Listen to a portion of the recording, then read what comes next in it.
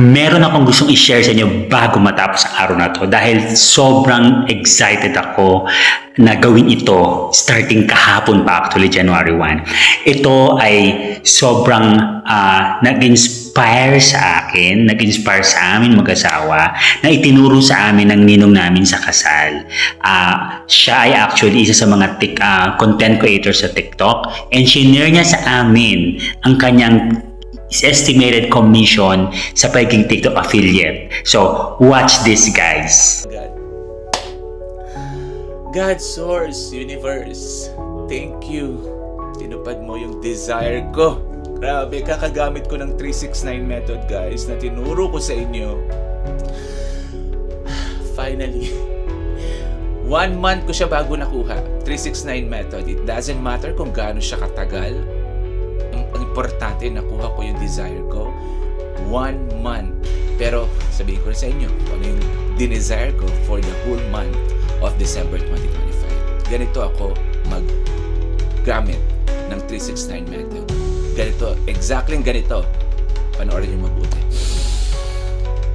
Hinga ka muna ng malalim. God, Source, Universe, thank you. I'm so happy and grateful for my 1 million pesos commission. I'm so happy and grateful for my 1 million pesos commission.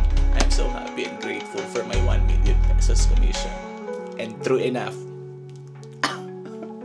in just 1 month, 1 million pesos! Yahoo! Thank you, Universe! At yun na nga, di ba? Nakuha niya yung desire niya na yan, guys, in just 1 month for the month of December. At pinakita niya sa amin yan dito dahil dito siya nag-Christmas at New Year sa amin. Kaya nga na-inspire kami ng bonggang-bongga na subukan din yung method na shinare niya sa amin. So ano ba yung method na yan, guys? So ito ay tinatawag na 369 method. So paano ba to? Actually, sinimulan ko na siya nung mismong January 1, kahapon lang. Nag-start na ako. So paano ba to? Ang gagawin niyo lang, guys, no?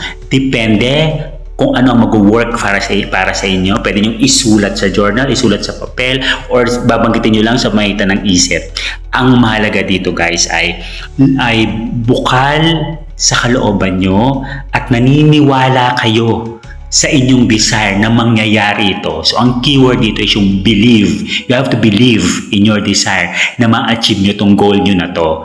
Okay, itong desire nyo na to. At pag ginawa nyo to, make sure na talagang damang-dama nyo at naniniwala kayong mangyayari siya. So, ano yung 369 method?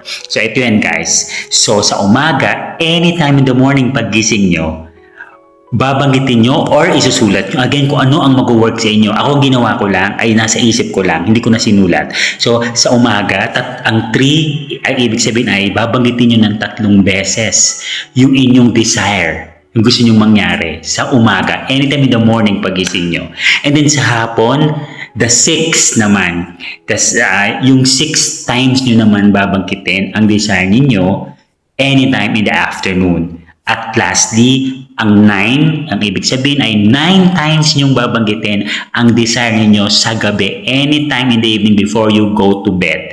Okay, kailangan, guys, ay specific kung ano talaga ang desire ninyo at gusto nyo mangyari. Okay, hanggat hindi nangyayari yung desire ninyo, don't stop. Kailangan dito ay consistency. Tuloy-tuloy hanggang nangyayari. So ito, guys, sobrang excited na talaga ako. Sinimulan ko na siya kahapon at nung ginagawa ko siya, kinikilabutan ako. As in, nag-goosebumps ako hanggang ulo ko. Nag-goosebumps ako dahil ramdam na ramdam ko na nangyayari na siya. Okay, so you have to claim it. Nangyari na siya. Maniwala kayo sa desire nyo. So guys, kapag ginawa nyo yung 369 method, pwede nyo gawin anytime. Halimbawa, ngayong gabi, mag-start kayo sa 9 kasi it's evening 9. Then bukas 3, then 6. So 369 method siya. Kapag naging effective, but i-comment nyo dito lang sa video ko. I-comment ninyo at i-shoutout ko kayo. I-flex ko kayo kapag nangyari ang desire ninyo.